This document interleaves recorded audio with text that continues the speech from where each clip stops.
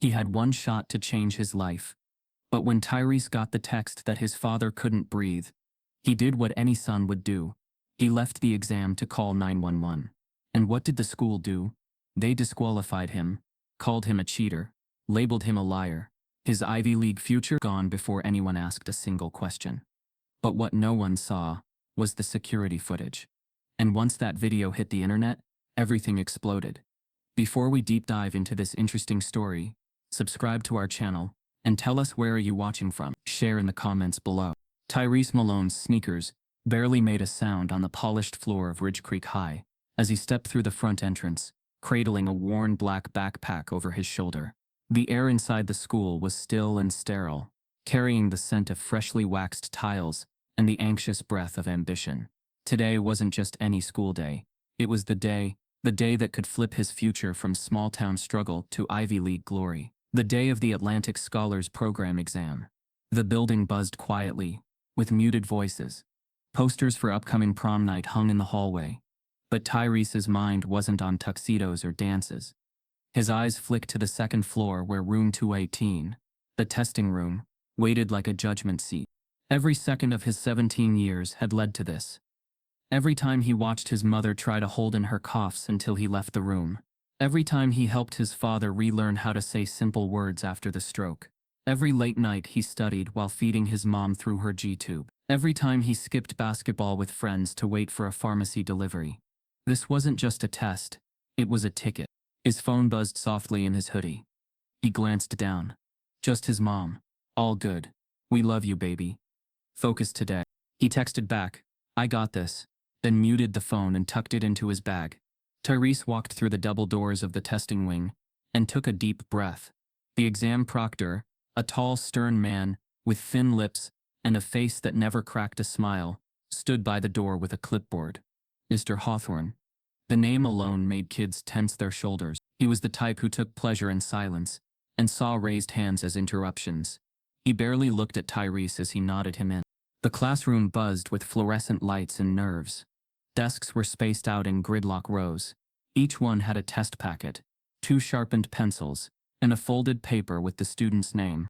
Tyrese found his seat, middle row, third from the back. He exhaled deeply and slid into the hard plastic chair. His palms were sweating. He wiped them on his jeans under the desk. Around him, other students whispered about colleges, prep books, and GPA. Tyrese had memorized everything he could. Not just formulas, but tricks, breathing tricks, timing tricks, ways to keep his hands from shaking. A therapist once told him, "You live in a pressure cooker, don't let the steam blind you." He didn't have the luxury of breaking. Mr. Hawthorne strode to the front of the room like a general entering battle. "No talking, no phones, no watches, no excuses," he barked without preamble. "This exam determines the future of every one of you. Cheating will result in permanent disqualification." He looked straight at Tyrese when he said it. A small, unmistakable pause. Tyrese held the man's gaze, just for a second, then looked away. The test began. For 10 minutes, Tyrese's pen flew. Logic sections, analogies, reading passages. He found a rhythm, the kind that came from hard-earned focus, not confidence. He visualized his mom's frail smile when he told her about the scholarship last week. He imagined his dad whispering, "Don't let them break you." Then the vibration, not loud, not disruptive, just a soft hum against the backpack at his feet. Tyrese blinked. The world slowed. His heart skipped. He hesitated, then slipped the bag open under the desk, just enough to see the glowing screen. One new message: "Dad can't breathe. Come home now." For a moment, the entire classroom vanished. No test, no proctor, just his father's struggling lungs. The wheezing, the fear in his mom's voice. The last time his dad gasped like that, he nearly died before the ambulance arrived. Tyrese stood, quietly, carefully. He didn't say a word. He stepped into the hallway, phone in hand. He dialed 911 with shaking fingers and pressed it to his ear. His voice barely above a whisper. "Hi, it's my dad. He's at 404 Bellington Drive. He's got a track tube, and he's choking or he can't breathe." The dispatcher asked questions. He answered quickly, precisely. Years of caregiving had made him fluent in emergencies. Behind him, the door banged open. Mr. Malone. Tyrese spun around. Mr. Hawthorne was storming toward him, red-faced, clipboard clenched in his fist. "What do you think you're doing out here?" His voice echoed through the tiled hallway. Tyrese opened his mouth. "Sir, it's my dad. He's sick, I had to call." "No phones allowed. You are done." "No, wait, it wasn't for the test. I swear." "Please, just listen." Mr. Hawthorne stepped closer, jabbing a finger toward the classroom. "You left the room. You had your phone out. I don't need to hear anything else. You're disqualified." "But please, it wasn't like that. I didn't cheat. My dad, he could die." "I said leave. Now." The other students inside turned in their seats, eyes peeking from the glass window on the classroom door. Mr. Hawthorne grabbed the test packet from Tyrese's desk, as if it were contaminated. Tyrese didn't move. His body refused to. Something inside him cracked. "I didn't cheat," he whispered, barely audible. "I'm not going to argue with you in the hallway. Leave this building or I'll have security escort you out." The words hit him harder than any punch ever could. Humiliation flushed his face as he turned and walked toward the exit. The classroom's fluorescent lights buzzed behind him like static. He could feel every stare, every assumption, every whisper he imagined blooming like vines in his path. His backpack felt heavier now, like it carried all his years of trying too hard, being too polite, too invisible. And still it wasn't enough. He stepped outside. The sun stabbed at his eyes. His lungs burned. He wanted to scream. Instead, he stood under the flagpole and dialed his mom. She answered on the second ring. "Baby?" "The ambulance is on the way," he said, voice cracking. "They're coming." "Thank you," she whispered. "You okay?" He opened his mouth, and nothing came out. Not the rage, not the grief, not the shame. Just a long silence that stretched between the distance of who he was and what they thought he was. He hung up before she could ask more. Minutes later, a school officer walked up behind him. "You need to go home now, son." Son. That word. The same word Hawthorne would never say. As Tyrese walked down the long pavement of Ridge Creek High, the building seemed taller behind him. Colder, like it was erasing him with every step. When he got home, the ambulance was parked in front of the duplex. Paramedics wheeled his father out with oxygen tubes and a blanket. His mother clutched his arm, nodding to the EMTs, too exhausted to cry. Tyrese helped them into the van, answered more medical history questions, signed papers. Everything ran on muscle memory. It always did.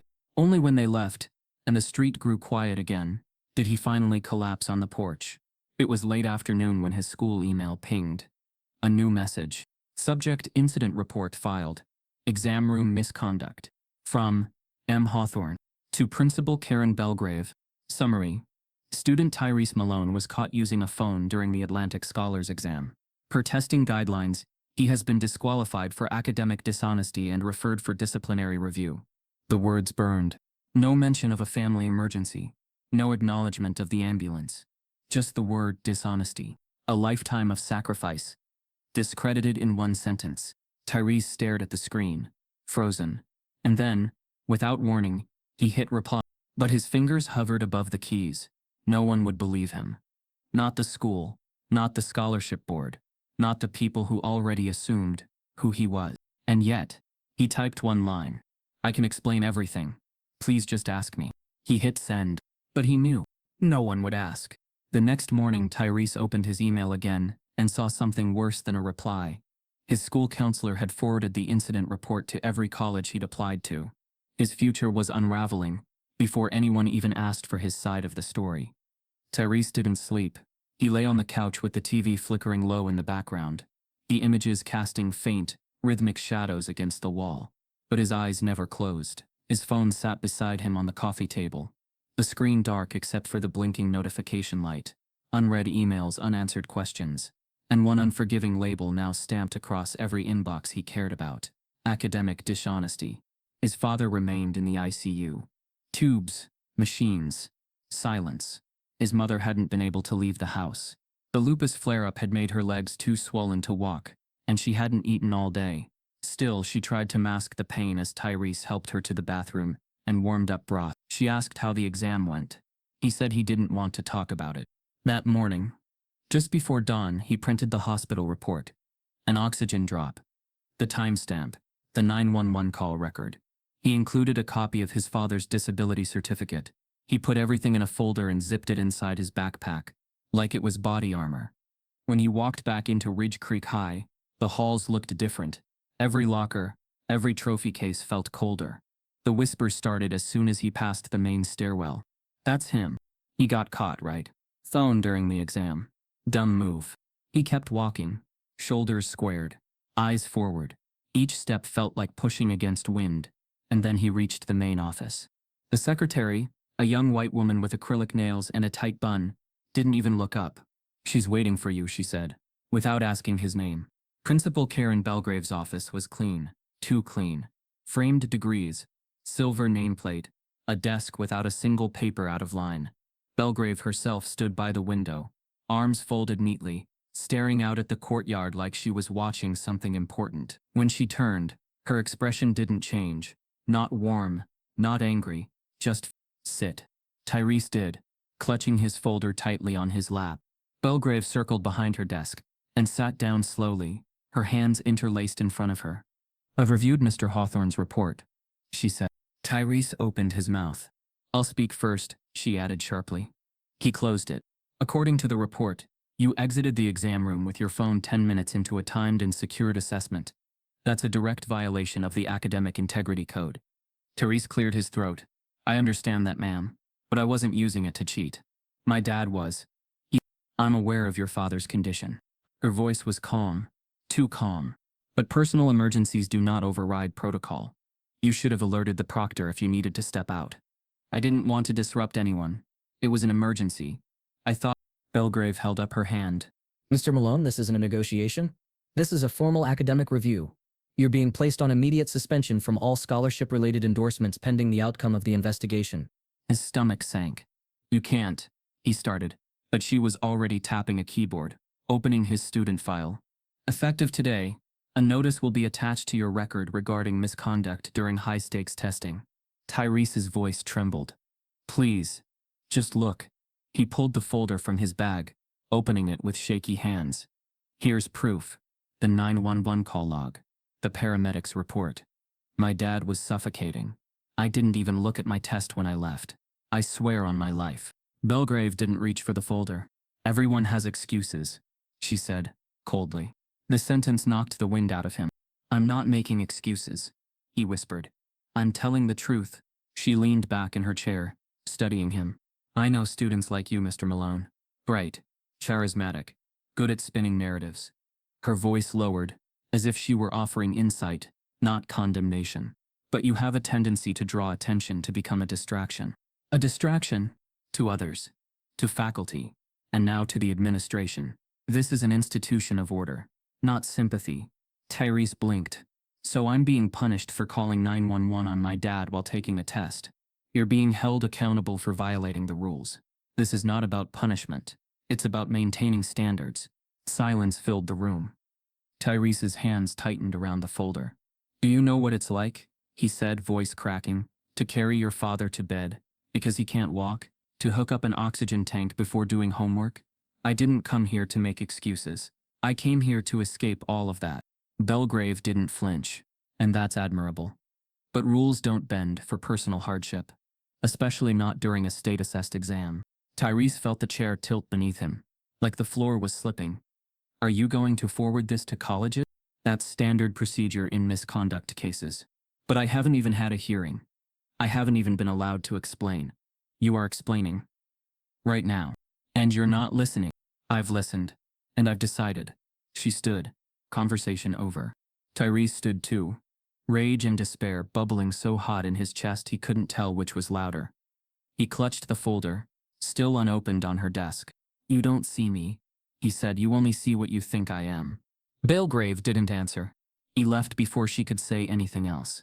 That night, Tyrese sat in the dim glow of his laptop, the cursor blinking like a taunt. He was drafting a letter to Belgrave, to the school board, to the scholarship committee, to anyone who would listen. He poured everything into it. The timeline, the call, the paramedics, the races. He wasn't just pleading, he was building a case. He attached PDFs, hospital bills, his father's prescription records, caregiver documentation. He pulled up pictures of the emergency visit. Time stamped clear. He reread every word twice, then 3 times. At the bottom he wrote, "I never cheated. I never even thought about it. I just wanted to save my dad's life and still have a future." He hit send. 10 minutes later, the bounce back came. "Your message has been blocked by Ridge Creek Unified School District as potential harassment of staff." Harassment. His truth was now harassment. By morning, rumors had swelled like floodwaters. He had the answers on his phone. He was texting someone during the test. Someone saw a screenshot of the questions in his gallery. None of it was true.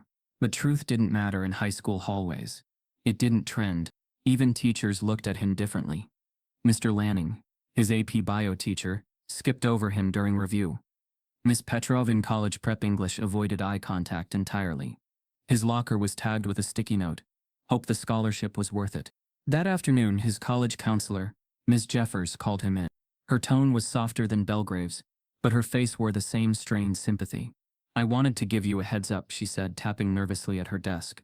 Tyrese sat across from her, stone still. "I've received a notice from the Atlantic Scholars Board. Due to the incident report, your scholarship eligibility is officially suspended until further review." He nodded. He already knew. "There's more," she added gently. "Some of your application schools have also been notified. Harvard, NYU, Emory. They might temporarily pause consideration or opt not to move forward." Tyrese looked away. "I'm sorry," she said. "You're not the one who needs to be sorry." She paused. "If there's more context you'd like to provide, I can try." "I already provided it," he snapped. Then, softer, "No one cared." "I care," she said. But even she sounded unsure. Tyrese stood, folder in hand, heart in pieces. "Thanks for the heads up." He walked out slowly, each step echoing down the hallway. Outside, students laughed, tossed books into bags, prepared for the weekend. But inside him, something was breaking, something that had believed that excellence would protect him. That night, Tyrese walked past the hospital entrance again. His father was awake, smiling faintly beneath the oxygen mask. "You holding up?" he rasped. Tyrese nodded. "They think I cheated." His father frowned, weak but alert. "You didn't. They don't care." His dad squeezed his hand. "Then make them." Tyrese didn't sleep that night either. 3 days later, a message appeared in his inbox from a name he didn't recognize. His college application portal advisor. Subject: urgent. Blacklisted status notification from partner schools. Body: Tyrese, we've received indication that due to a flagged misconduct report, several of your top choice universities may now consider you ineligible for merit-based review. His future wasn't just shaken. It was being erased. The letter came on a Thursday. Tyrese saw it the moment he stepped onto the porch. Half tucked beneath an outdated neighborhood flyer, a plain white envelope, thick stock, stamped with the Atlantic Scholars Foundation logo, gold embossed. For a split second, his heart lifted. Maybe someone had listened. Maybe the truth had cracked through the cracks of protocol. He tore the envelope open, on the spot, fingers trembling. The words punched harder than he expected. "Dear Mr. Malone, after a comprehensive review of your application and academic profile, and in light of recent developments regarding policy violations during the Ridge Creek High qualifying exam, we regret to inform you that your candidacy for the Atlantic Scholars Program has been officially withdrawn. Furthermore, due to ethical concerns and questions surrounding testing integrity, we are unable to endorse your name for any future school-related awards or institutional nominations associated with the ASP network. We wish you the best in your future endeavors." No signature, no human name, just the Atlantic Scholars seal. Clean, corporate, dismissive. Tyrese stood frozen on the porch as the wind played with the corner of the letter. The sky was overcast, low and gray. He didn't even hear his mom calling from the living room until the screen door creaked open behind him. "Ty, everything okay?" He folded the letter slowly. "It's done," he said flatly. They said no. She stepped outside, wrapping a shawl around her shoulders. "You want me to read it?" Tyrese shook his head. "I already did." She reached for his hand. He didn't pull away, but his fingers didn't close around hers either. Inside, the oxygen machine hummed gently in the corner of the room. His father lay asleep, still recovering from the breathing episode that had derailed everything. The air smelled of medication and warmed oatmeal. Tyrese dropped the letter onto the coffee table and sat down heavily. "Everything I worked for? It's like it doesn't matter." His mother sat beside him. Her voice was tired, but unwavering. It does matter. They just don't want to see it. He looked at her. Why? What did I do wrong? She hesitated. Then, you were a black boy who made them uncomfortable. That was enough. That weekend, Tyrese stayed in his room. He didn't open his laptop. He didn't return texts. But on Monday morning, he got a call from his friend Jaden, a quiet kid from the student council, with a sharp mind and a habit of hearing things he wasn't supposed to. Bro, Jaden said, breathless. You're not gonna believe this. Tyrese sat up. What? I was at the committee feedback meeting for student integrity policy. Hawthorne presented your case like you were a threat. And get this, 3 white students were caught with phones during last year's exam. All they got were verbal warnings. Not one of them was disqualified. Tyrese felt heat rising in his chest. You serious? 100%. They didn't even write it up. But with you, it was make an example. One board member literally said we don't take risks on troublemakers. I swear I heard it. Tyrese's throat tightened. I'm so sorry, man. I just thought you should know. He hung up and stared at the ceiling. We don't take risks on troublemakers. That wasn't about rules. That was about color. About what they saw when they looked at him. Not his GPA. Not his essays. Not his sacrifice. Just his skin. His name. His audacity to hope. On Tuesday, he dressed in a pressed shirt and khakis, tucked his documents into a binder, and took the 45-minute bus ride to the Atlantic Scholars Program office. A glass tower downtown, polished and tall like it had never heard the word emergency. He rehearsed his words on the ride. Calm, factual, persuasive. He would plead, yes, but also demand. He deserved to be heard. At the reception desk, a young black woman with perfectly knotted box braids looked up from her monitor. Do you have an appointment? She asked. Tyrese shook his head. No. But it's urgent. I'm Tyrese Malone. I was disqualified from the ASP program, based on a misunderstanding. I have evidence. Real evidence. I just want someone to hear me out. She glanced at the screen. Malone, yes, your case was closed last week. I know, he said quickly, but I never got to speak to anyone directly. Please. It's all in here. He held up the binder. She hesitated. 1 second. She picked up the phone, murmured to someone on the other end. A pause. Her eyes shifted. They said the case is sealed. They're not accepting any further contact regarding it. Tyrese stepped closer. Can I just leave the folder, please? A voice behind him cut in. Sir, we're going to have to ask you to leave. He turned. A security guard, built like a linebacker, was already approaching. I'm not causing trouble, Tyrese said, holding his ground. I just want someone to see. Let's not make this harder than it needs to be. He looked back at the woman. Her eyes flickered with something like apology, but she said nothing. He walked out slowly, binder still clutched to his chest like it could protect him. That night, Tyrese found himself revisiting old memories, ones he'd buried. Like the time in 10th grade when he was waiting outside the nurse's office with a paper bag of his mom's medication. Over-the-counter stuff, nothing illegal. A hall monitor stopped him, radioed the office. Black male loitering near the office door. Possibly in possession. He got detention that week. No one asked what was in the bag. Or the time during sophomore year when he was pulled aside for a random locker check. Only him. Because someone claimed they smelled something off. Nothing was found, but the vice principal gave him a stern talk anyway. Clean image, clean future. He'd learned early how to shrink himself. To keep his voice even. To walk with his hands visible. To never argue, even when wronged. To work harder than everyone else. And still expect less. And still none of it was enough. The shift at school was quiet, but suffocating. His AP history teacher skipped over his raised hand for 3 classes straight. In chemistry, his group partners avoided eye contact.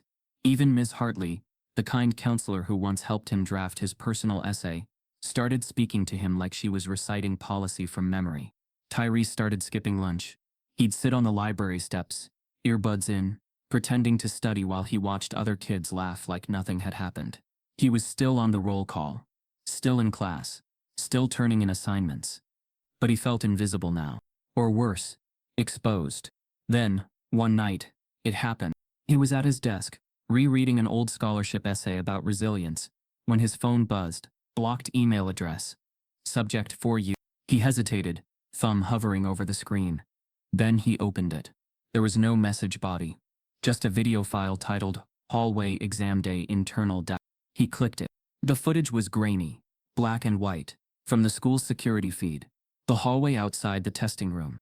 There he was, leaving the classroom, phone in hand, walking quickly but not erratically. He paused by the wall, dialed, pressed the phone to his ear. Then, Mr. Hawthorne appeared on screen, storming out of the classroom with a clipboard. But what mattered most wasn't what he did. It was what he didn't do. He never asked to see the phone. Never verified the call. Never looked at the screen. He didn't even wait for an explanation. He walked out, barked orders, snatched the test and turned his back. The time stamped. Tyrese checked the hospital report again. 10:10 a.m. Emergency respiratory distress. 911 call initiated. It lined up. Every second. Every action. Captured. The email had no name. No sender. But below the video was one line. They don't want the truth. Make them face it. Tyrese leaned back, the video replaying in a loop. And for the first time in weeks, he felt something that hadn't visited him since the exam. Power. He didn't know who sent it. But he knew what to do. He opened his laptop, uploaded the footage, and started to type a message. But just as he hit publish, a text popped up from an unknown number. Careful who you expose. People lose jobs for helping students like you. The truth had a cost. And now someone was watching. Tyrese didn't sleep. The video looped in his mind. Frame by frame, him pacing in the hallway, voice shaking as he called 911. Mr. Hawthorne bursting through the door, seizing the test without a single glance at the phone. There was no confrontation, no request for verification, no protocol, just punishment. And now, this email. No sender, no explanation.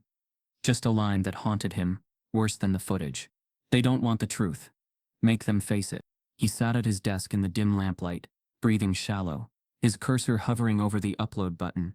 The video sat ready to post on his private Google Drive with sharing access queued. The title read, Proof I Didn't Cheat, Ridge Creek Hallway Cam. All it would take was one click. But he didn't do it. Not yet. Instead, he clicked reply on the email, typing only 2 words. Who are you? He hit send and waited. No response. But a new message popped up instead. Only one line. This could get me fired. Use it wisely. Tyrese sat back in his chair, heart pounding. Someone inside the system had risked everything to send him this. Someone had access to internal security footage and decided he deserved a chance. And now the wait wasn't just about clearing his name, it was about protecting whoever gave him that chance. He couldn't afford to be reckless. The next morning, Tyrese took a bus across the city to meet the one person he trusted beyond his parents, his cousin Malik. Malik was 24, a first-year legal intern at a non-profit law center downtown, and a former campus activist known for shutting down a university lecture after a professor used a racial slur in class. He was the family's flame. Always sharp, always loud, always unapologetically black. Tyrese found him sitting on the steps outside the law center, reading a case brief in sweats and a Howard Law hoodie. You look like you haven't slept in weeks, Malik said, standing to hug him. I haven't.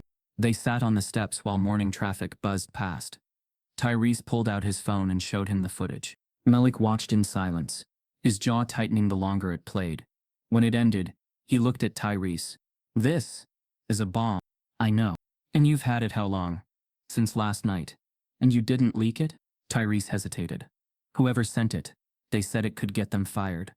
I don't want someone else getting hurt over me. Malik rubbed his forehead. This ain't just about you. It's about the system. Hawthorne's still working, still disqualifying kids.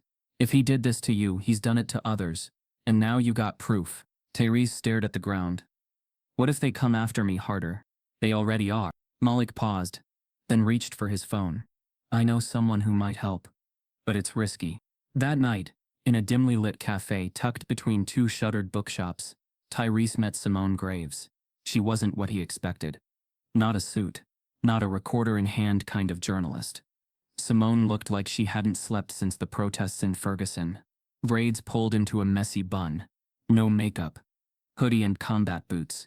Her presence felt sharp, like glass under pressure. She slid into the booth across from them, without introducing herself, pulled out a laptop and said, Show me. Tyrese handed her the flash drive Malik had transferred the footage onto. She plugged it in. The glow of the screen flickered across her face. As she watched, her eyes didn't blink once. When it ended, she looked up slowly. Jesus, she whispered. I didn't cheat, Tyrese said, his voice cracking. I know you didn't. She leaned back, exhaling. You were targeted, treated like a threat before you said a word, and now they're scrubbing your future clean off the board. Tyrese said nothing. Simone closed her laptop gently. If I run this story, I can't guarantee it'll help right away. It might make things worse before they get better. Tyrese swallowed. How worse? Retaliation, harassment, district denial. And if your source gets exposed, they'll be blackballed. He looked at Malik. Malik nodded. He's ready. We're ready. Simone studied them both. I've been waiting for a case like this. One that wasn't just personal. It was policy level wrong. But, she sighed. My editor won't run it unless there's already a lawsuit. Malik blinked. Are you serious? She nodded. No formal legal challenge? No article. That's his rule. Tyrese clenched his fists. So, unless I go to court, my truth isn't newsworthy. Not to them. Not yet. She handed him back the flash drive. But I'll run it on my blog. Black Lens has reach. Not the Times, but it'll shake something. If you're ready. Tyrese hesitated for a long moment. Then finally, he nodded. Do it. 3 days later, the post dropped. Title: Ridge Creek High, How a Black Student Was Silenced for Saving His Father's Life. It began with a personal narrative, then embedded the video with a warning. Content may disturb viewers. It spread like wildfire. Retweets, Instagram Reels, TikTok duets, teen influencers spoke out. College students tagged universities. Local activists called for Hawthorne's firing. The video hit 100,000 views in 6 hours. By that evening, Simone's site crashed from traffic. Tyrese sat in his living room, overwhelmed, scrolling through the comments. This is why we need cameras everywhere. He deserves an apology. And a full ride. This is what racism in schools looks like. It's not always slurs. Sometimes it's silence. But not all comments were supportive. Why was he even on his phone? Bet he edited the video. Stop making everything about race. He slammed the laptop shut. That night, Simone walked to her car after leaving the Black Lens co-working space. The garage was empty, lights flickering slightly. As she approached her driver's side door, she froze. A piece of cardboard was tucked under the windshield wiper. She pulled it out. It was a handwritten message in black marker. Drop the story, or else. No name, no symbol, no way to trace it. But the meaning was clear. Simone looked around. The garage was silent. Too silent. She got in her car, locked the doors, and called Malik. They know, she said. He didn't ask who, just replied, don't stop. The next morning, Tyrese woke up to a new message on Instagram. No name, no bio, just a black screen and a single phrase. I know who sent you the video, and they're next. Someone wasn't just watching. They were hunting. The newsroom was humming at half volume when Simone Graves walked in the next morning. Shoulders tight, jaw clenched, the cardboard threat from her windshield still folded inside her jacket pocket. Her desk sat in the far corner, just 2 down from the break room, and directly across from her editor's office, where the blinds were never fully open. She had barely pulled off her coat when her Slack pinged. From Michael Roth. Subject: Black Lens post. We need to talk. Now. Simone exhaled slowly, opened her laptop and typed, on my way. She stood, grabbed her coffee cold, and knocked once before stepping into Roth's office. Michael Roth was a silver-haired man in his late 50s, with a Pulitzer on the wall and a reputation for objective journalism, a term he weaponized most consistently against stories involving race, power, or both. His office was lined with signed books and awards. The only color in the room came from Simone. He didn't ask her to sit. You published it anyway. I published it on my blog, she said evenly. On my own time. On my own platform. You're a staff writer for this paper, Simone. You represent us even when you're not on the clock. She crossed her arms. You mean I represent you until I write something that makes white readers uncomfortable? He sighed, rubbing the bridge of his nose. We can't run stories based on illegally obtained school surveillance. You know that. The surveillance shows a kid being railroaded for saving his father's life. And unless he's filing a legal suit, it's not our story. Her voice sharpened. But if he'd flipped a desk or cursed out a teacher, you'd have splashed his mug across the front page before lunch. That's not fair, isn't it? A pause. Then, Simone, you're one of our best voices. But you're burning capital on this kid. Be careful. She stood straighter. You mean be quiet? He didn't answer. Simone turned and walked out without another word. Across town, Tyrese sat by his father's hospital bed, notebook open in his lap. The breathing machines had been reduced to oxygen flow only, and color was slowly returning to his father's face. I heard about the blog post, his father rasped. It true? You in the news now? Something like that. Good. Make noise. Tyrese smiled weakly. Mom says you need to rest. Rest after justice. Despite the swelling in his chest, Tyrese's thoughts were still heavy. The viral post had gained traction. Sure, but it didn't bring back the scholarship. It didn't erase the misconduct report stamped on his record. And it didn't stop the hateful comments pouring into his DMs. One message read, "Bet you faked the whole 911 thing just to get out of the test." Another, "This is why you people always play the victim." But buried beneath the hate were thousands of strangers who did see him. Black students tagging him with messages like, "This happened to me too." Parents saying, "My son cried watching your story." He started documenting everything. Not just the day of the exam, but everything leading up to it. He opened a Google Doc and titled it, "Pattern of Harm." Line by line, he entered every time the system had failed him. The time he got detention for loitering while waiting for his mom's medication. The unexplained locker check. Sophomore year. Teachers who never wrote him recommendations despite straight A's. The incident where the college counselor gave Ivy League interview prep to white students but forgot to include him. He added screenshots of emails, photos of hospital visits, screenshots of the video, time-stamped with the 911 call record. It was a mosaic of systemic erasure, layered in proof. The story was no longer about just the exam. It was about the pattern. The Black Lens article had crossed 2 million views by day 3. National education bloggers began covering the story. Local stations picked it up. A radio talk show did an episode titled, "Cheating or Caring, When Racism Masks Itself as Policy." The school, under pressure, finally responded. A statement was posted to their website, sterile, legal, and cold. Ridge Creek High School stands by our faculty and testing protocols. We cannot comment on student matters due to privacy laws. We reaffirm our commitment to educational integrity. It didn't mention Tyrese by name. It didn't mention the footage. It didn't mention the incident. But it did say one thing loud and clear. We're not backing down. That afternoon, Mr. Hawthorne finally broke his silence. He appeared on a local morning news segment via video call, seated in his pristine home office, surrounded by bookshelves and plaques. The host introduced him as a decorated educator with over 20 years of service. "I was simply following the handbook," Hawthorne said. "We're told clearly that if a student is observed with a phone during a timed secure exam, we are to confiscate and disqualify. That's not a personal choice. That's policy." When asked about the video footage, he nodded grimly. I understand the optics. "I do. But we can't allow emotions or hindsight to alter our standards. If we start bending rules based on stories, we lose control of the classroom." Simone watched the segment in her apartment. Jaw tight. "Optics," she muttered. He called truth optics. She grabbed her phone and dialed Tyrese. "Did you see it?" "Yeah," he said. "I saw." "What do you want to do?" Tyrese exhaled. "We fight harder." That night, the post comments took a turn. A user claiming to be a Ridge Creek alum commented, "This ain't new. Hawthorne's been doing this for years." Another followed, "Check the 2014 file on Darius J. He got kicked out for disruptive behavior after crying during a test." Same classroom. Simone traced the usernames and found several former students. Mostly black, mostly quiet, and all with stories. One in particular stood out. Gimlame, retired educator. They wrote, "I taught at Ridge Creek for 18 years. Left in 2020. This student isn't the first. I have receipts." Simone DM'd them immediately. "Can we talk?" The reply came fast. "Yes. But not over text. Meet me tomorrow. I'll bring the file."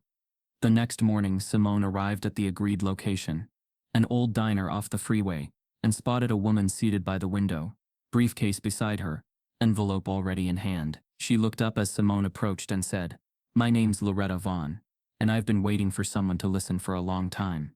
The booth at the diner was tucked near the back corner, behind a cracked jukebox, and beneath a faded Coca-Cola sign. Simone slid into the seat across from Loretta Vaughn, A retired teacher who wore quiet strength like a tailored scarf. Her hair was silver and cropped short. Her brown eyes were tired, but not dimmed.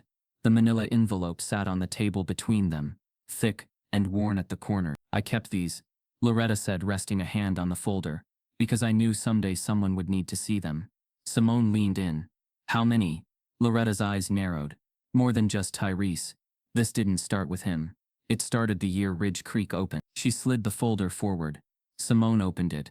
Inside were photocopied incident reports, internal memos, disciplinary notices, handwritten notes, emails printed out and highlighted, names, dates, accusations, all with one disturbing pattern. Nearly every student affected was black. I started noticing it my 6th year, Loretta continued. Same stories, brilliant black kids, honor roll, AP track getting removed from advanced courses for behavior issues, test violations, loitering claims, sudden dips in attitude evaluation. All the kind of vague language that doesn't hold up under scrutiny, but gets used to derail someone anyway. Simone flipped through the files.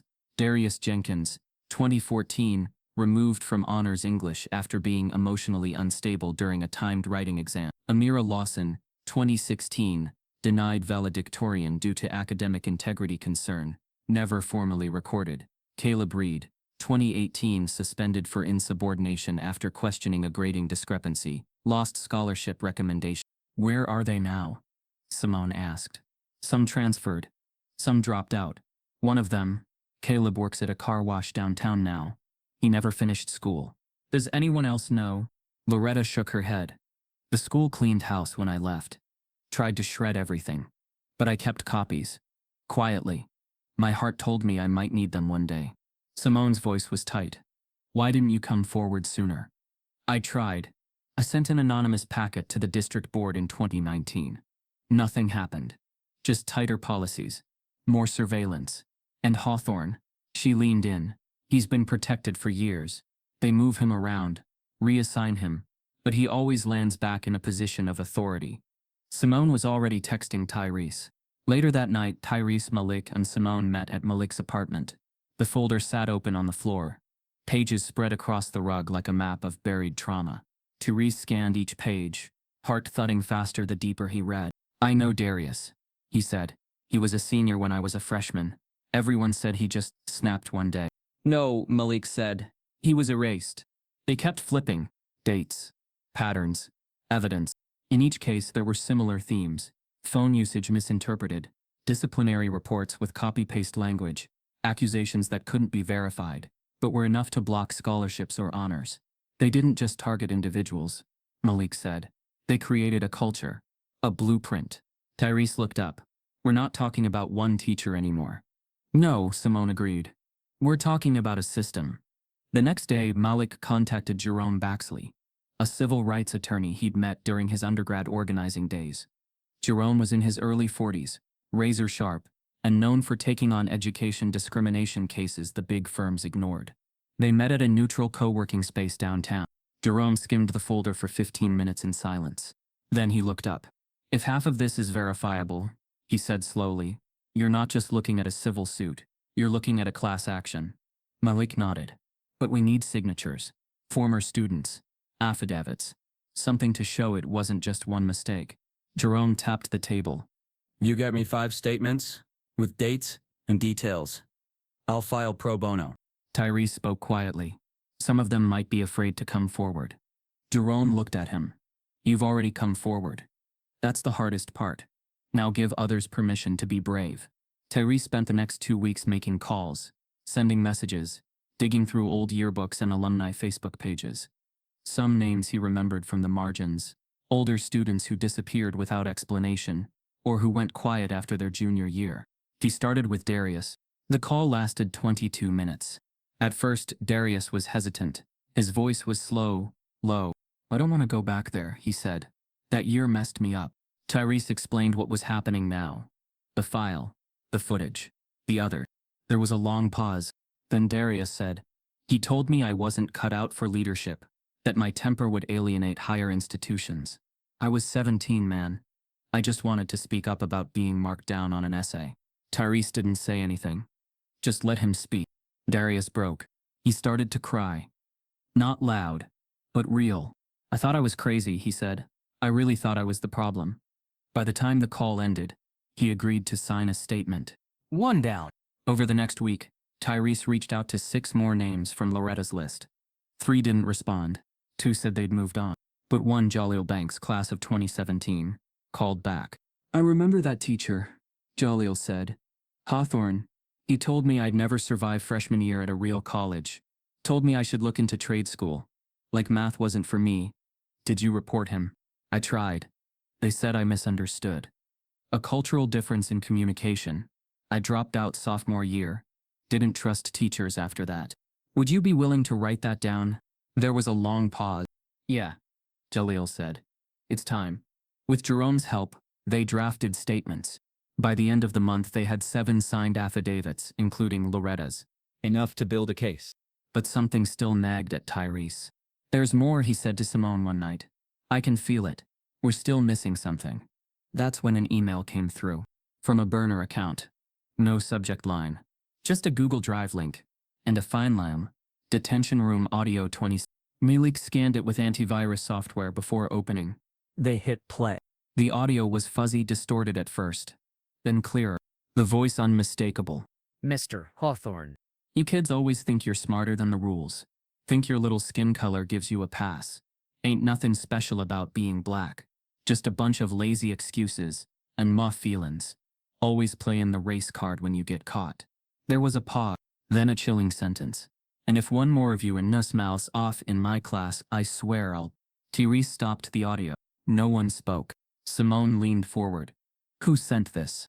The email had already been deleted. Anonymous. No way to trace it. Malik rewound the audio. Verified the timestamp. Detention. 2016. Same year Amira Lawson was dropped from the honors program. After an altercation. This is it, Malik whispered. This is the kill shot. Simone stood. Let's burn it down. Before they could move forward, Malik's phone buzzed. A single text. From an unknown number. You don't know who you're messing with. Stop digging, before we bury it for good. Someone knew they were getting close. And someone was ready to silence them next. The room was dead silent when Malik replayed the audio. And if one more of you murids mouths off in my class, I swear I'll. He stopped it there. Again. No one needed to hear what came next. The message was already scorched into the air. Simone sat with her hands clasped tightly in her lap. Her knuckles pale. Tyrese stood by the window, arms folded across his chest, staring out into the street, but seeing nothing. The voice in the audio was unmistakable. Mr. Hawthorne, polished, sharp, calm in public. A model educator, the district called him, a trusted face. But here, behind the safety of closed doors, he had exposed the cancer beneath his professionalism. We need to be surgical about this, Malik finally said. If this gets released raw, they'll spin it. Say it was edited. Say it's AI. Say anything but what it is. Tyrese turned from the window. So we just sit on it? No, Simone said. We verify it. We lock it down tight enough that even if they try to lie, the receipts speak louder. Malik had already pulled up the detention logs from the school archive, courtesy of a faculty source still feeding them quietly from the inside. Here, he said, pointing to a timestamp on his laptop. This was recorded on March 9, 2016. The school record shows 4 black students in after-school detention that day. One of them, Amira Lawson. Tyrese blinked. The same Amira who lost her valedictorian spot. Exactly. Let me guess, Simone said. They called it disruptive behavior? Malik clicked the next file. Bingo. With the audio, the timestamp, the detention logs, and the pattern laid out from Ms. Vaughn's file, they compiled the evidence into a single encrypted file. Simone drafted the email to the school board. Subject line, formal complaint and evidence submission. Pattern of discrimination, audio file attached. The body was short, professional, direct. It included a detailed description of the file's contents, its date, its cross-reference with school records, and a demand for an investigation. They attached the statements from Darius, Jaleel, and 5 other former students, as well as Ms. Vaughn's full folder. They hit send. Now all they could do was wait. The board took 4 days to respond. Tyrese read the email 3 times before realizing he wasn't hallucinating. The audio presented is under review. Preliminary assessment suggests that it may be taken out of context. The faculty member in question has not been found in breach of contract at this time. No further disciplinary action will be taken pending formal legal proceedings. We urge all parties to refrain from spreading defamatory materials taken out of context. Malik tossed his phone across the room, where it bounced against a couch cushion and slid onto the floor. "They're daring us," he muttered. "They think we won't go public," Simone said, her voice tight with fury. Tyrese sat slowly, his body heavy with disbelief. How is there context for what he said? "Because they don't hear racism unless it's wearing a hood and marching," Simone replied. "To them, everything else is just a misunderstanding." That same night, Simone made a call she'd been holding in her back pocket. She dialed a number labeled Isaiah, Press On Podcast. Isaiah was the host of one of the nation's top investigative journalism podcasts. Press On, known for its takedown of private prison contractors and a blockbuster series on voter suppression in Georgia. Simone had met him once at a journalism conference in D.C. and had kept his card in her wallet ever since. He picked up on the second ring. "Graves," he said. "It's been a minute." "I've got something for you," she said. "Something big." 2 weeks later, the press-on team rolled into Georgia. They brought sound engineers, researchers, legal consultants, and a calm but calculating producer named Cassie, who specialized in education exposés. Within hours of arrival, they began taping. They recorded interviews in Malik's office, in Tyrese's home, at the diner where Loretta Vaughn had first handed over her folder. Tyrese sat for 3 full hours under a boom mic, recounting everything: his parents' illnesses, the test day, the humiliation, the silence from school leadership, and the harassment since. Cassie never interrupted. She just nodded, adjusted the levels, and occasionally asked, "And how did that make you feel in that moment?" Tyrese answered every time, raw, unfiltered. By the end, his throat was tight, but his voice had never been clearer. The podcast dropped in 4 parts, released across a single week. EP 1, the phone call that ended his future. EP 2, the pattern beneath the policy. EP 3, the voice on the tape. EP 4, what happens when we don't believe black kids. Each episode painted a meticulous, haunting portrait, not just of Tyrese but of every student who had vanished into the silence Ridge Creek created. The podcast hit #1 on Spotify's US News chart. In 40 clips went viral on Twitter. TikTok accounts reenacted scenes from the detention audio. Celebrities posted messages of solidarity. Eva DuVernay tweeted, "Tyrese Malone deserves justice, and so do the kids before him." Senator Tonya Graves posted, "What happened to Tyrese is not rare. It's just finally been recorded." Even national news outlets that had ignored the story began asking for interviews. Tyrese declined them all. His voice was already out there in his own words. That was enough. Then the lawsuit came. A courier delivered the envelope to his doorstep while he was sitting on the porch with his mom. Ridge Creek Unified School District, the Malone family, caused defamation and unauthorized distribution of private security footage. Damages sought, $250,000. Tyrese's mom read the papers silently. Then she looked at him, a storm swirling behind her eyes. "They're trying to break us." Tyrese nodded. "They've already tried." Malik got the news 15 minutes later. "They're using the footage as the basis for defamation?" he asked, incredulous. "And claiming privacy violation on the hallway camera," Simone added, even though it was emailed to Tyrese. Malik laughed without humor. "This is retaliation. Straight up." Jerome Baxley, their attorney, wasn't surprised. "This is how it works. They sue the victim to shut him up. It's intimidation masked as litigation." Tyrese sat back on the couch, the weight of everything crashing down at once. "What if we lose?" "You already won the narrative," Simone said. "Now we fight to make that narrative law." The lawsuit triggered even more national interest. Legal experts appeared on cable news dissecting the case. Some sided with the school, claiming privacy law violations. Others pointed out the hypocrisy. You can't claim the footage is private if it exonerates the person you're suing. The Atlantic Scholars Foundation, under immense public pressure, finally issued a statement. "We deeply regret the handling of Mr. Malone's case and are reviewing our policy to ensure fairness and transparency moving forward." But they didn't offer to reinstate his scholarship. Not yet. Tyrese sat quietly one night with Malik. Just the two of them, watching the podcast play on a Bluetooth speaker. "Do you think this changes anything?" Tyrese asked. "For some people, no," Malik said. "But for the next black kid in a test room, maybe." Tyrese nodded. That was enough. But just as they leaned back to rest, Tyrese's mom stepped onto the porch holding her phone. "You need to see this," she said. A new email had just come in. Subject line: Malone vs. Ridge Creek. Discovery motion approved. Body: Court has ordered Ridge Creek High School to release all internal emails, staff logs, and disciplinary data from the past 10 years. They had cracked the gates. Now the truth was coming out, whether Ridge Creek liked it or not. The envelope had barely cooled from the courier's hands when the first panic set in. Tyrese sat on the living room floor, surrounded by documents he didn't know how to read, legal language circling like sharks. Defamation, breach of privacy, damages sought. The number was bolded in black ink at the top of the page, $250,000, as if the school had assigned a price to his voice. His mother held the papers in her lap. Her hands trembled, not from lupus this time, but from sheer disbelief. "They know your father's in the ICU," she said quietly. "And they still did this." Tyrese looked at her, then toward the hallway, where his father lay asleep with a feeding tube taped gently to his nose. The machines beeped softly, a cruel lullaby to the chaos storming outside. "I should have stayed quiet," Tyrese whispered. "No," she said immediately, her voice firm. "You did the right thing. They just never expected you to fight back."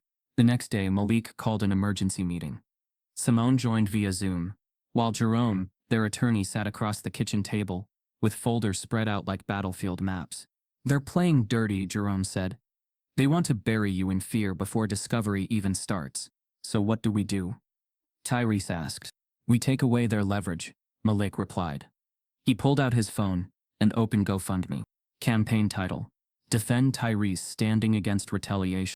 Goal: Description: Tyrese Malone was disqualified from a scholarship exam for calling 911 during his father's medical emergency. Now, after exposing systemic racism and the voice of a teacher using the N-word, the school is suing his family. Help us fight back. By midnight, the fund had raised. By the next evening, it passed. The campaign caught fire. Civil rights groups reposted it on Instagram. Black church networks added it to their Sunday bulletins. Even celebrities began sharing it. One actor from a hit Netflix show posted, "Tyrese is every black student who got punished for surviving. Let's help him win." In just 2 weeks, the fund crossed $80,000, enough to cover initial legal fees, discovery processing, and ongoing support for his father's hospital care. Tyrese was stunned. For so long, he had survived by staying invisible. And now, his story had become a rallying cry. Still, the pressure never left. He woke every day to hate mail and threats disguised as concern. One email read, "Maybe if your kind followed the rules, we wouldn't have to correct you." Another, "You'll never see college, thug." But just as many were love. "I was that kid once. My son says he wants to be like you. I've waited years to feel seen." He saved those messages in a folder called Fuel. Then came the protests. It started with a group of Ridge Creek students who organized a walkout mid-final exams. Dozens of juniors and seniors marched out of classrooms in silence, their mouths taped shut with red duct tape. Each wore a homemade sign: "I could be Tyrese. Policy is not justice. Black students deserve to be heard." Footage flooded social media. The principal tried to downplay it. Hawthorne issued a brief memo calling it a disruption. But it only grew. Soon, parents began gathering outside the school with picket signs. Alumni drove back from college to join. News crews circled the parking lot. Cameras pointed at a place once protected by suburban silence. Tyrese watched it all from his hospital room, where his father had been readmitted after another respiratory episode. The monitors beeped steadily, but the air felt thinner now. Every hour counted. "I should be out there," Tyrese said to Malik, watching the protest from his phone. Malik shook his head. "You already are." But even as the movement gained steam, Tyrese was breaking inside. Every court date, every headline, every interview request pulled him further from the bedside of the man he was trying to save in the first place. His mother tried to be strong, but her own health was declining. The stress had triggered a flare. Her hands were swollen. Her walking cane wasn't enough anymore. Tyrese found himself doing hospital runs in the morning and legal prep at night. Some days he didn't eat. Some nights he didn't sleep. "This is what they want," he told Simone during one late-night call. "To exhaust me, until I fold." "You don't have to do everything," she said. "Just do enough." Then the twist.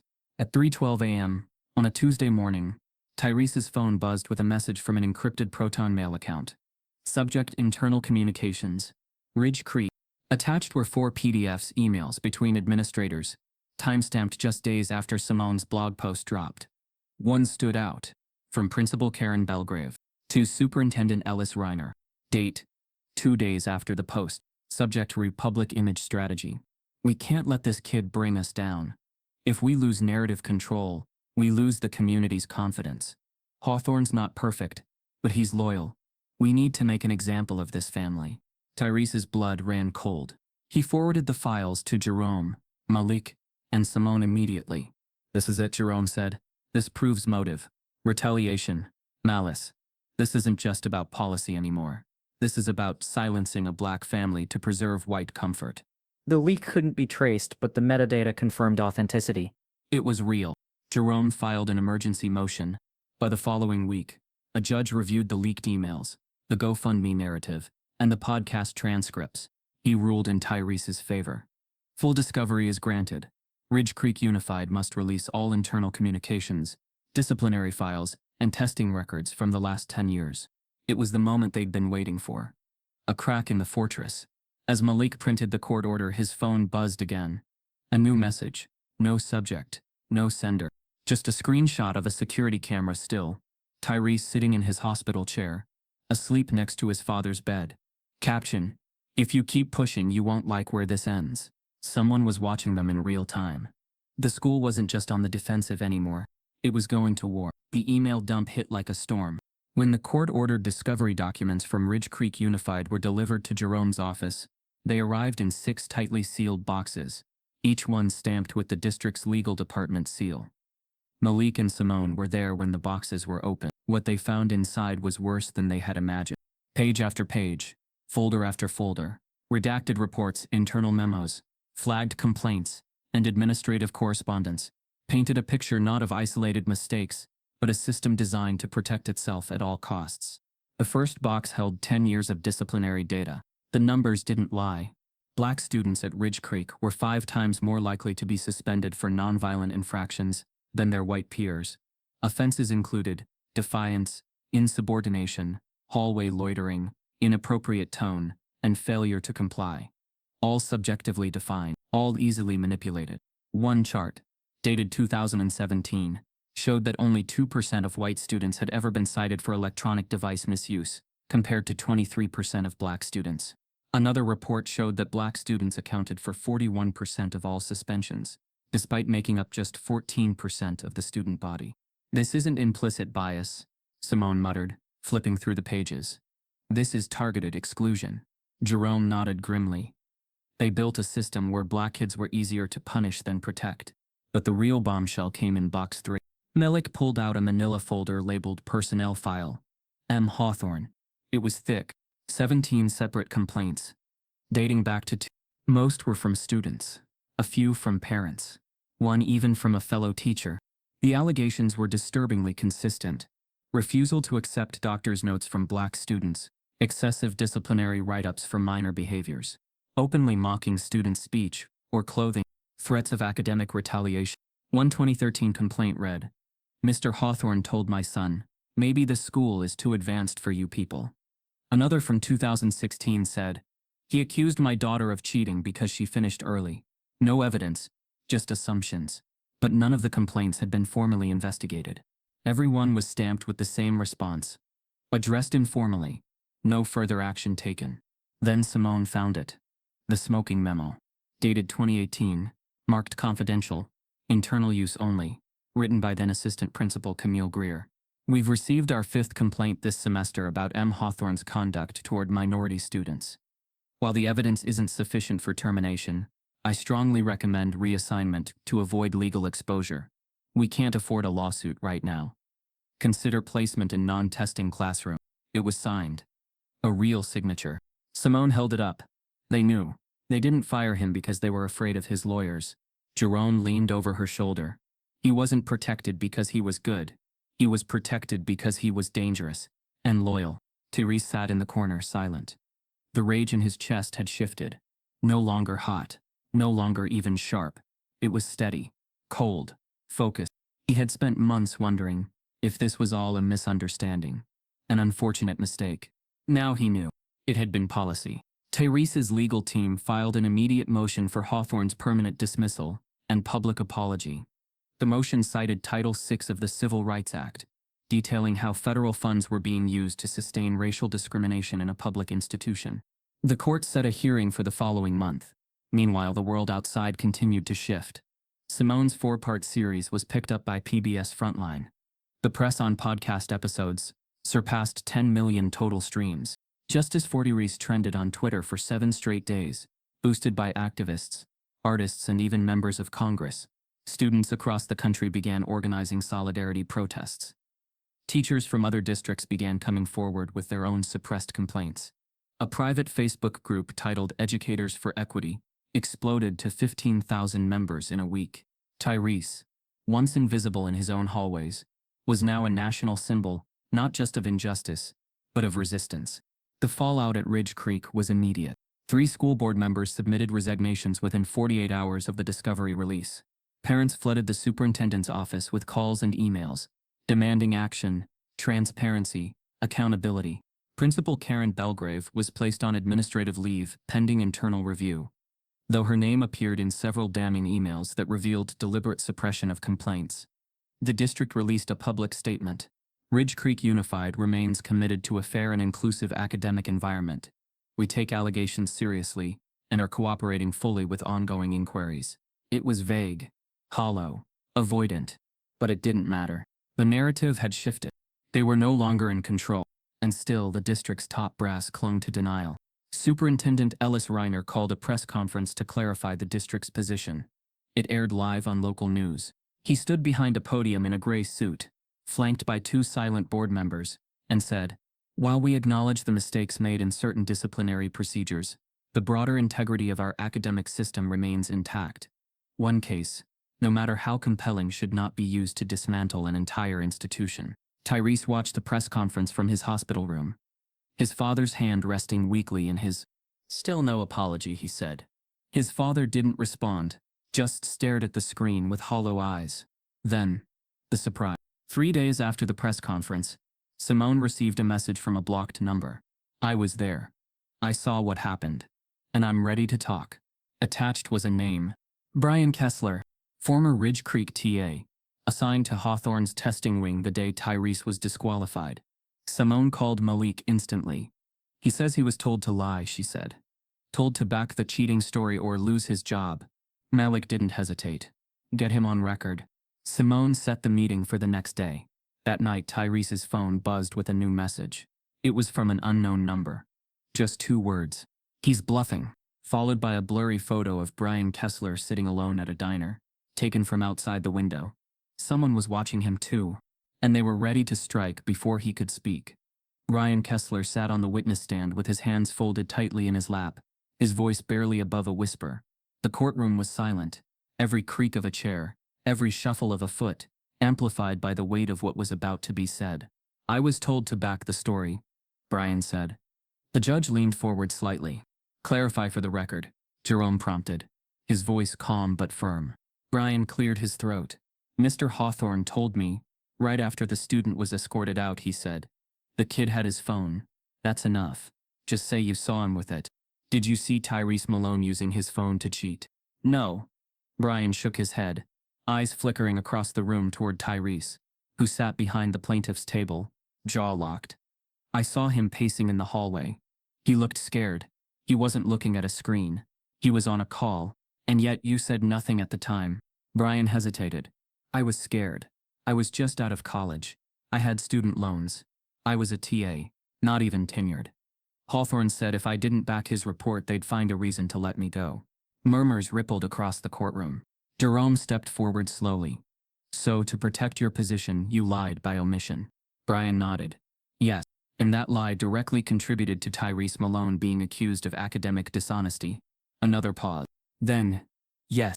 A silence filled the courtroom. Not empty, but heavy, like gravity had thickened. Outside the courthouse, reporters swarmed the steps. The moment Brian Kessler stepped out, a dozen mics swung toward him. Flashbulbs popped. His name was already trending online. "Brian Kessler testifies. He didn't take questions. Tyrese, standing beside Malik and Simone, watched it unfold with a quiet, measured intensity. He said nothing as they moved past the reporters, down the steps, through the chaos. Simone whispered, "That just shifted the entire case." Malik nodded. "They can't spin this anymore. A direct witness. Coercion on record. They tried to destroy your name with a lie and now it's unraveling." Tyrese wasn't celebrating. Not yet. Because something deeper than vindication was stirring inside him. This wasn't about personal redemption anymore. This was about legacy. The trial dominated headlines for days. Courtroom sketches of Tyrese and Hawthorne were plastered across news networks and websites. CNN ran a nightly recap. The New York Times called it a defining test of racial equity in academic institutions. The Washington Post featured a headline, "From Hallway to Headline, the Unmaking of a Racial Narrative." Simone published an op-ed the day after Brian's testimony. Title: "What if Tyrese was white?" The article ripped through the internet in hours. In it, she detailed the assumptions that sealed Tyrese's fate before he ever stepped outside that exam room. The way he was labeled a distraction, the way no adult in power asked about his emergency, the way his character was stripped without pause. Her final line read, "If Tyrese had been white, the phone call might have been seen as a tragic moment. Because he is black, it was seen as a threat." The piece was picked up by every major syndicate. Social media exploded.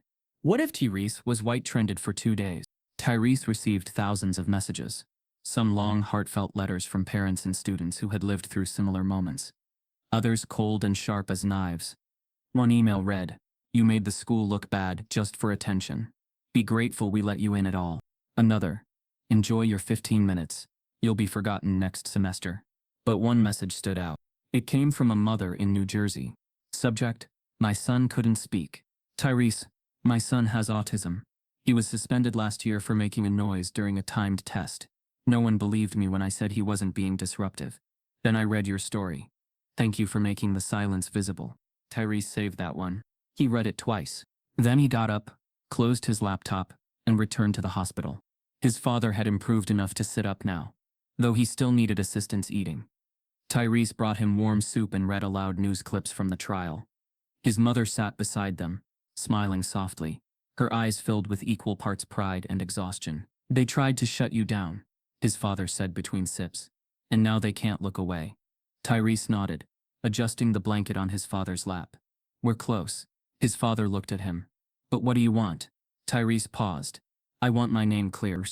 Not just for me, but for every kid they called a liar when they were just living through life." Offers began pouring in.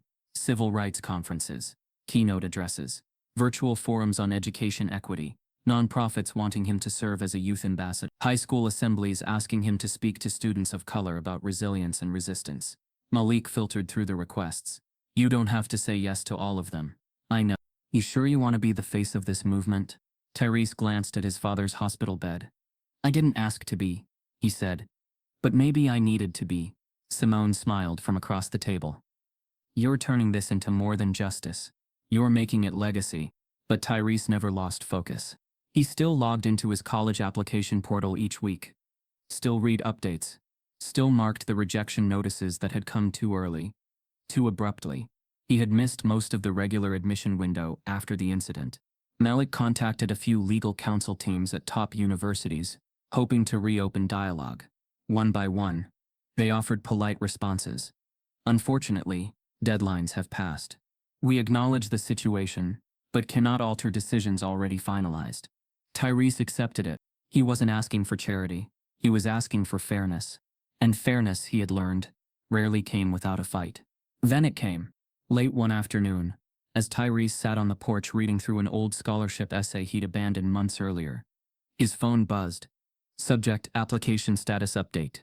Columbia University. He stared at the screen. He hadn't reapplied. They had already rejected him after the misconduct report. But he opened the message anyway. "Dear Mr. Malone, due to recent developments and additional context brought to our attention, we are currently reviewing your admissions decision. This does not guarantee acceptance, but we believe fairness requires a reassessment. You will receive an update within 14 business days." He blinked. Read it again. His hands trembled. He stood up, walked inside, and showed it to his mother. She clutched the phone like it was glass. Then she whispered, "They're listening now." The next morning, Tyrese received a text from an unknown number. No words, no emojis, just a single photo. It was the exterior of Columbia University's main entrance, with red spray paint scrawled across the gate. He doesn't belong here. The email came on a quiet Thursday morning. Tyrese was sitting at the kitchen table, helping his mother sort through medical forms, when he saw the Columbia logo in the subject line. Updated missions decision, immediate response requested. His heart skipped. He looked up at his mom. Columbia. She froze. Open it. His hands trembled as he clicked. The email opened to a single paragraph. Mr. Malone, following additional review and a reconsideration of external circumstances, Columbia University is prepared to extend you a full scholarship package for the 2025-2026 academic year, including tuition, housing, and material. However, due to the high-profile nature of your ongoing litigation and media presence, this offer is contingent on your agreement to refrain from public discussion of any legal matters involving Ridge Creek Unified School District during your time at Columbia. A link to an attached agreement followed. Tyrese stared at the screen, frozen. It was everything he had worked for, everything they had taken, and now they were offering it back. With a price. Malik read the email 3 times before speaking. So basically, he said, pacing the room, they're offering to fund your education if you become their success story. The sanitized version. The silent version. Tyrese sat on the couch, shoulders tense. They don't want the headline. They want to be able to say, look how far we helped this young man go, but not, look what nearly destroyed him to get here.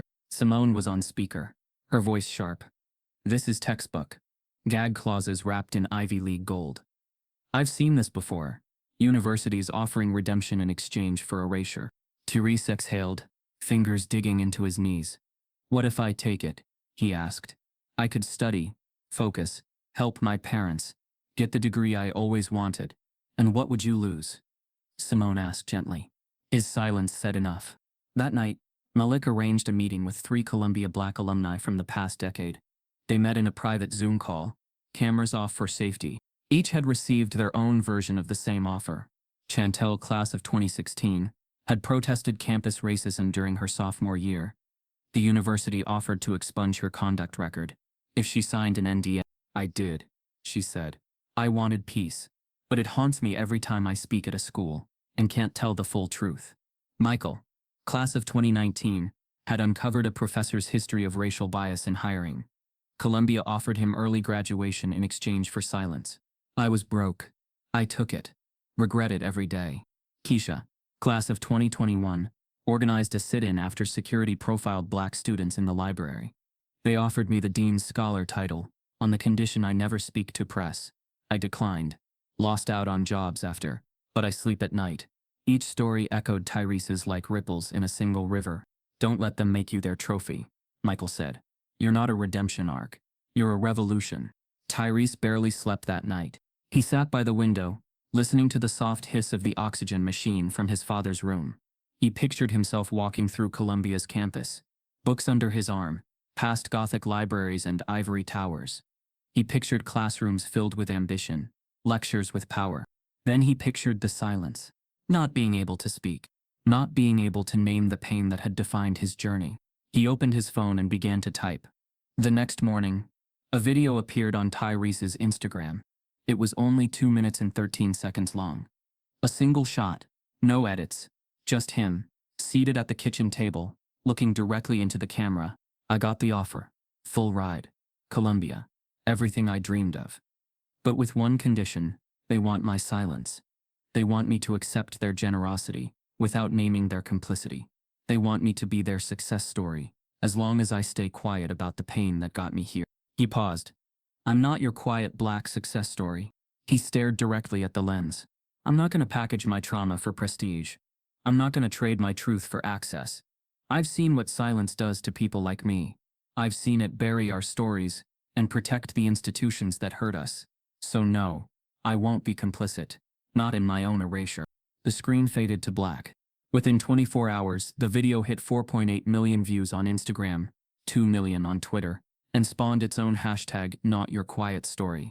Students from schools around the country posted their own stories under the tag. They suspended me for attitude.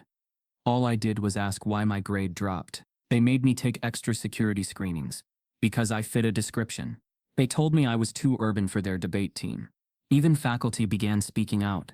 Professors of color shared experiences of institutional pressure, veiled warnings, conditional praise. Educators from as far as London and Johannesburg reposted the video with the caption, "Say it louder, Tyrese." Donations flooded in again. A new campaign, Fund Tyrese's Future, on his terms, surpassed $30,000 in a single weekend. Several independent scholarship foundations reached out. One message stood out. "We see you, not for what you survived, but for what you refused to normalize." Simone called him later that night. "You did what most people wouldn't. You chose integrity over access." Tyrese exhaled. "Then why does it still feel like a loss?" "Because you were never supposed to have to choose." The next morning, Tyrese opened his inbox to a new email. Subject line, Southern Legacy University, full offer platform invitation. He blinked. Southern Legacy was one of the most prestigious historically black colleges in the country, known for its legal studies program, civil rights legacy, and cultural leadership. He clicked open. "Dear Mr. Malone, we followed your journey with deep respect. We believe students like you don't just belong in institutions, you help shape them. We'd like to offer you a full scholarship, including housing, books, and a stipend. Additionally, we invite you to join our Student Advocacy and Equity Council, where your voice will help inform campus policy and student protections. We don't want you to be quiet. We want you to lead." Tyrese stared at the screen, stunned. It wasn't just a scholarship. It was a seat at the table, a voice in the room, a platform. But as he scrolled down to accept the offer, a follow-up email landed in his inbox. Subject line, Urgent Internal Columbia Memo Leak. You were never meant to be admitted. Attached a PDF of internal emails between Columbia staff discussing reputational risk and using the offer to neutralize Tyrese Malone's narrative. They hadn't just offered him silence. They had tried to buy his compliance while mocking his pain behind closed doors. The campus of Southern Legacy University stretched wide beneath a summer sky, its brick paths winding through tall oaks and ivy-wrapped columns. It didn't shimmer with glass towers or prestige pamphlets like Columbia or Harvard, but every step Tyrese took across that red clay felt like a reclamation, not of acceptance but of worth. He had arrived 2 days before the school's annual Summer Equity and Education Conference, a long-standing tradition that brought together educators, activists, and students from across the country to discuss the fight for justice in American schooling. This year, for the first time, a student would deliver the keynote. That student was Tyrese Malone. He sat backstage in a dark auditorium now, suit jacket slightly too stiff at the shoulders, index cards in one hand, a bottle of water in the other. His palms were sweating. He wasn't nervous about speaking. He was nervous about what he hadn't written down. Because how do you prepare to speak not just for yourself but for everyone they never listened to? When the announcer finally called his name, the crowd of over 1,200 people rose to their feet. "Please welcome student, advocate, survivor, and voice for the unheard, Mr. Tyrese Malone." He stepped into the spotlight. The podium felt taller than expected.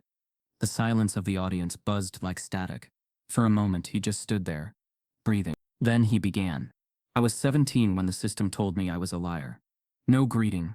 No warm-up, just truth. I was 17 when I was kicked out of a scholarship exam for trying to save my father's life. I left that room not because I wanted to cheat, but because I was scared I wouldn't see him again." He scanned the crowd. Faces stared back, some teary-eyed, some tight with recognition. But this story isn't just mine. It's every black student who's ever been asked to prove they belong. Every student whose brilliance was called arrogance. Every child whose voice was mistaken for volume.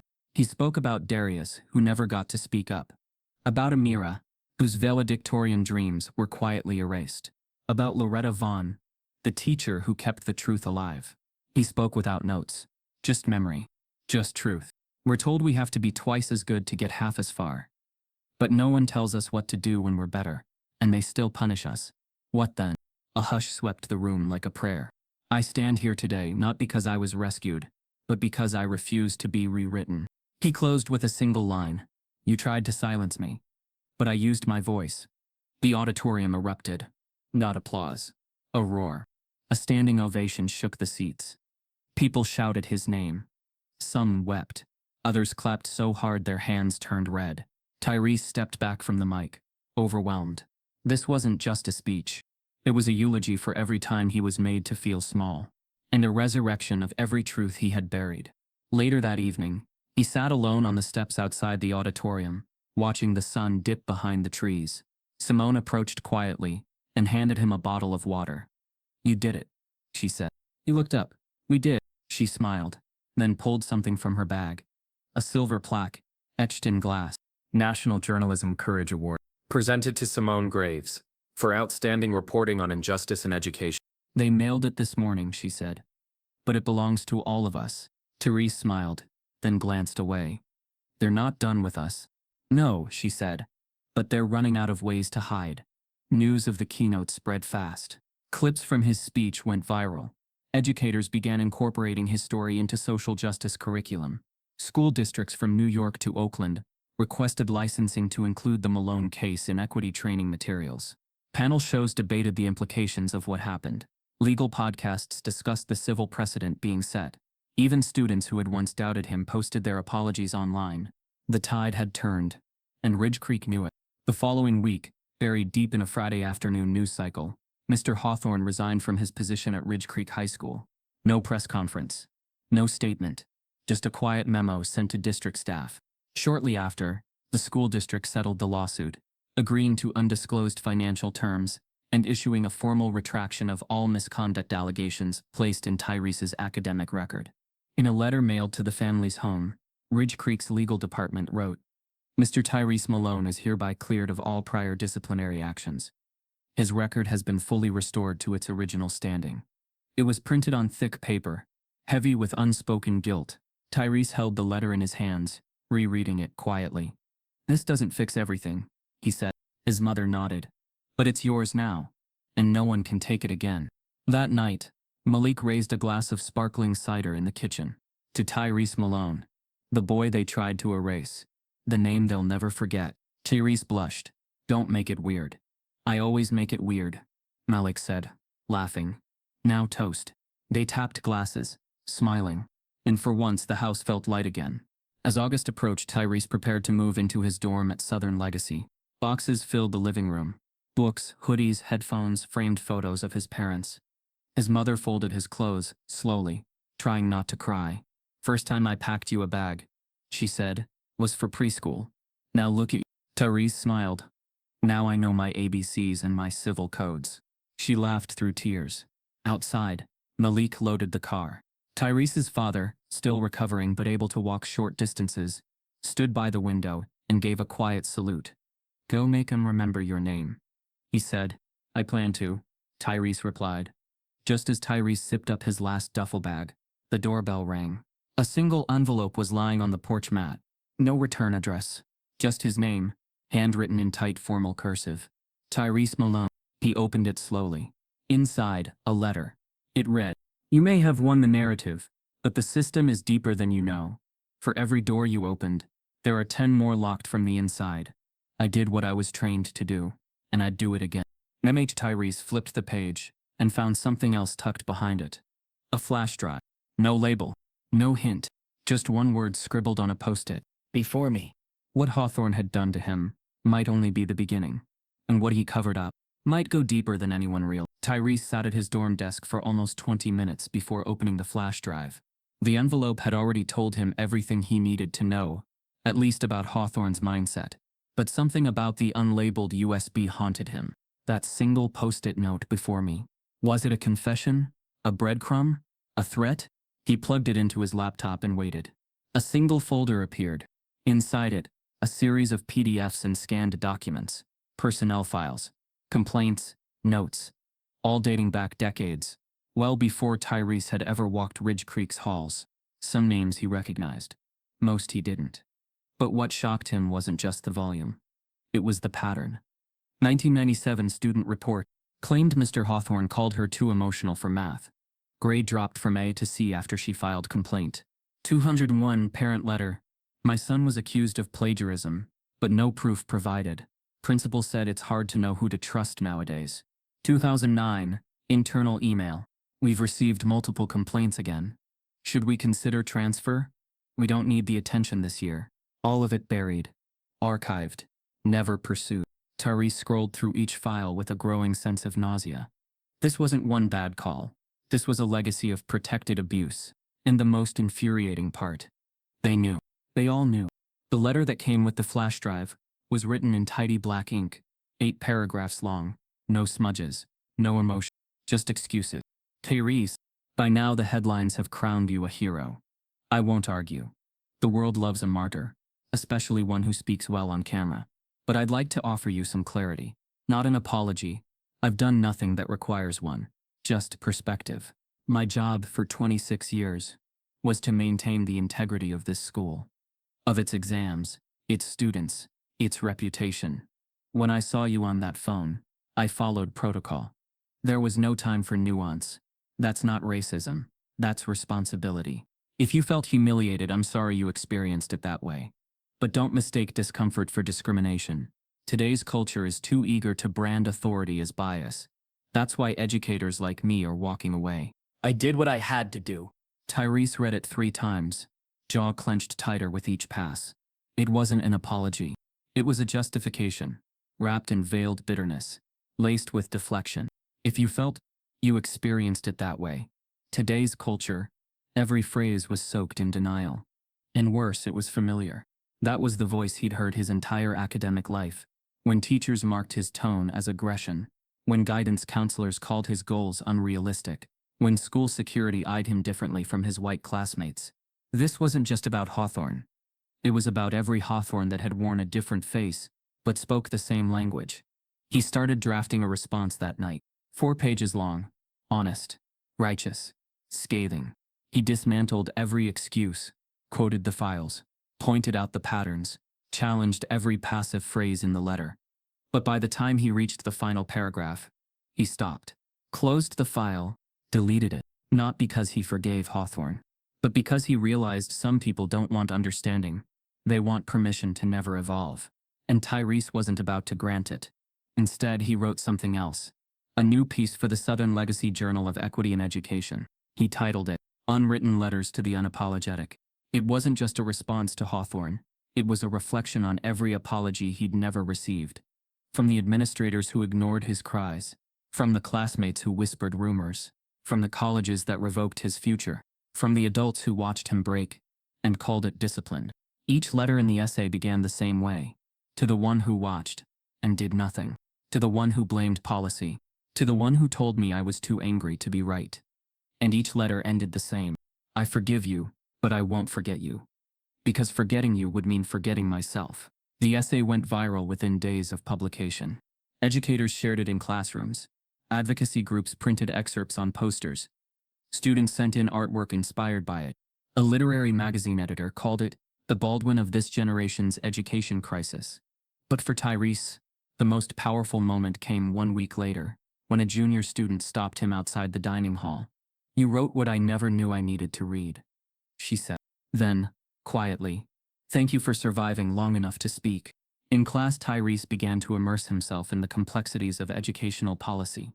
He wasn't just interested in laws. He wanted to know who wrote them, who funded them, who enforced them, who found the loopholes and who got swallowed by them. His professors noticed. One of them, Dr. Amina Wells, invited him to sit in on her graduate seminar on equity in lawmaking. By the 3rd week, she approached him after class. You're not just learning this, she said. You're already living it. He smiled faintly.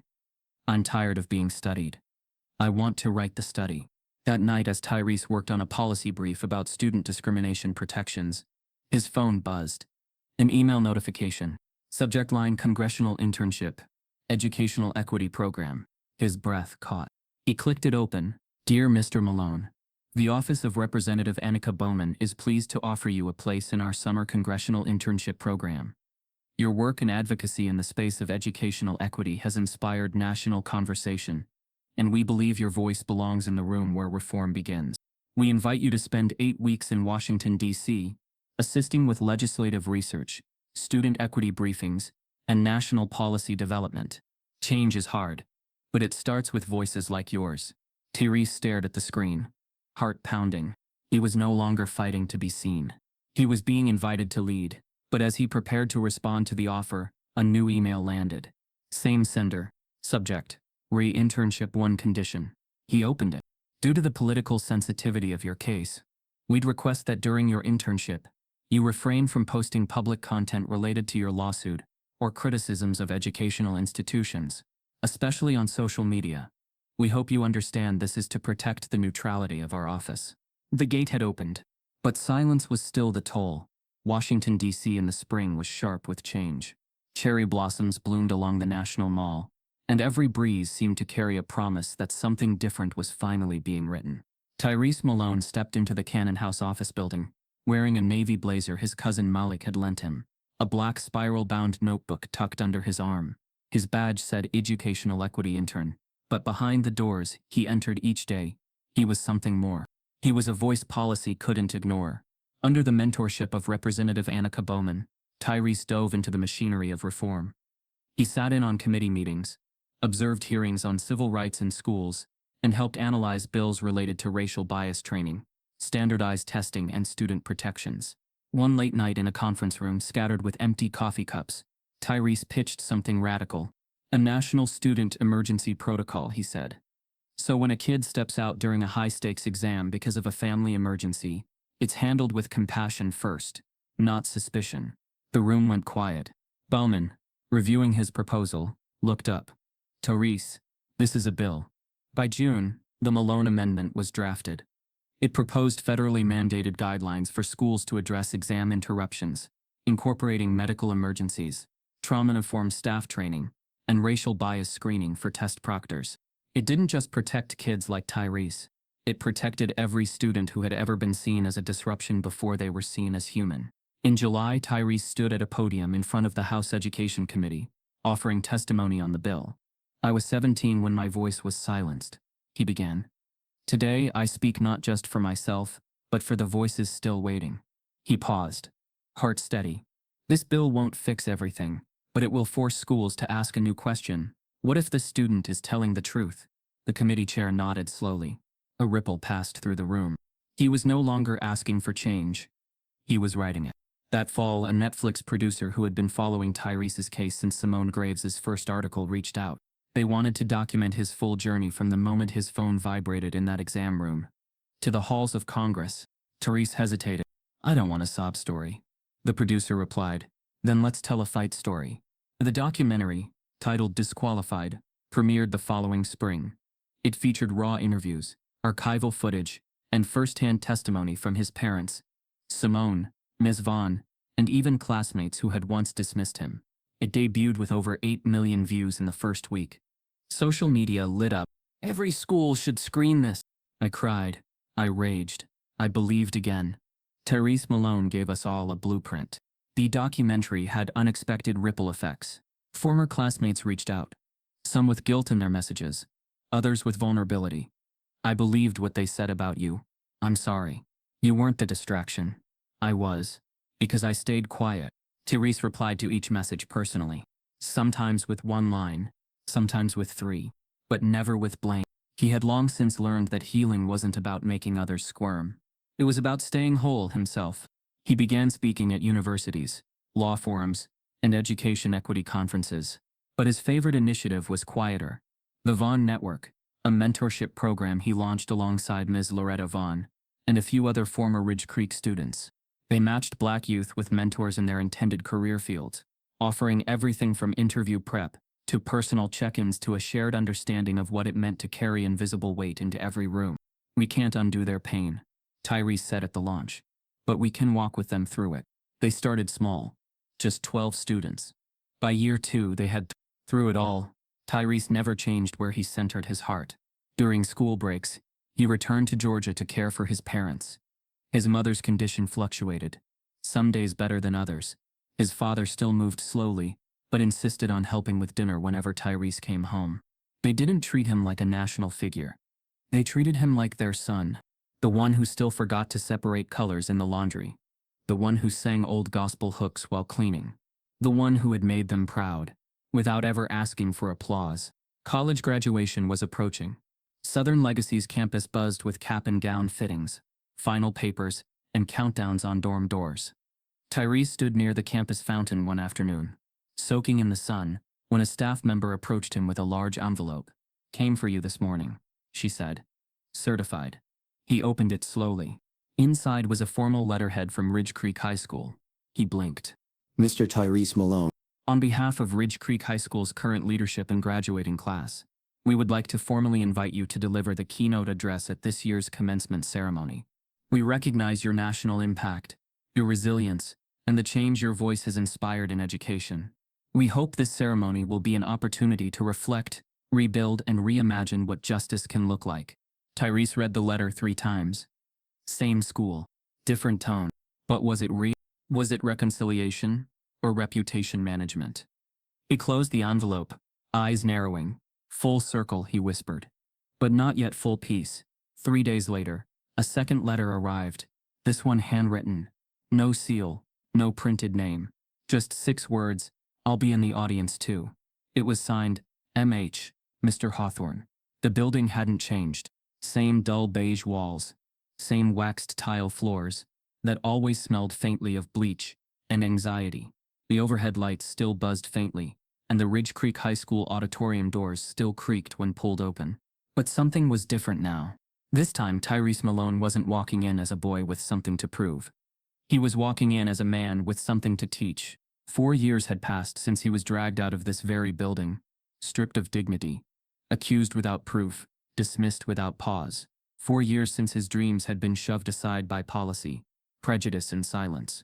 Now, standing backstage, he could hear the muffled sounds of chairs shifting, murmured conversations, and footsteps shuffling in.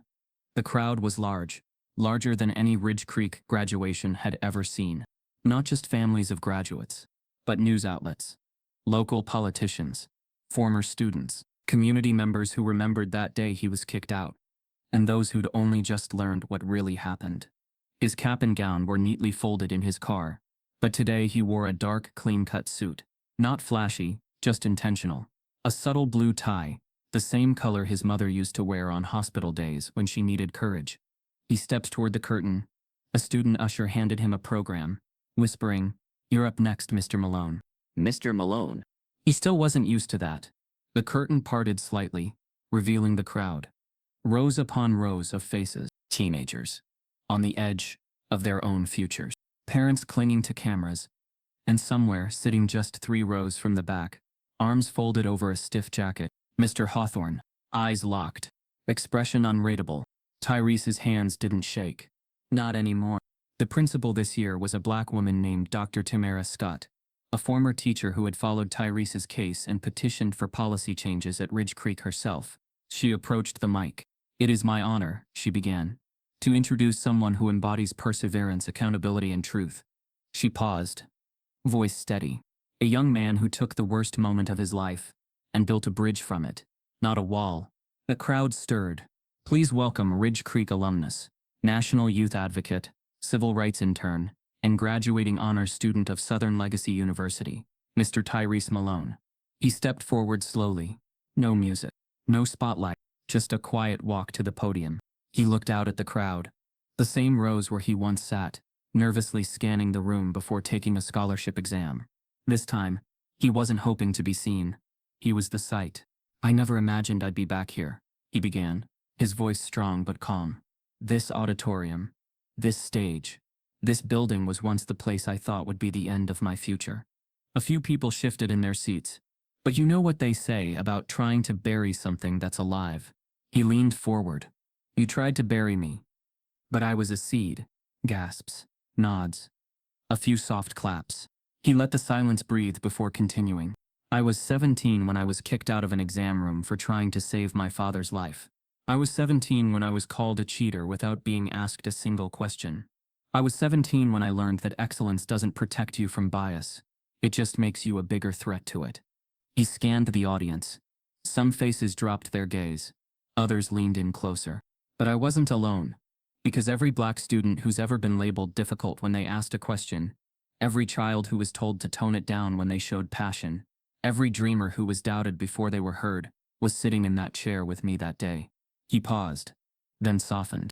"I don't come here today with rage. That part of me burned out long ago. I come with clarity. Because while they tried to test my worth with silence, I answered with something louder. Truth." He glanced at the graduates sitting in rows. "I see you. I see the pressure on your shoulders. The way you shrink your voice so people won't call it too much.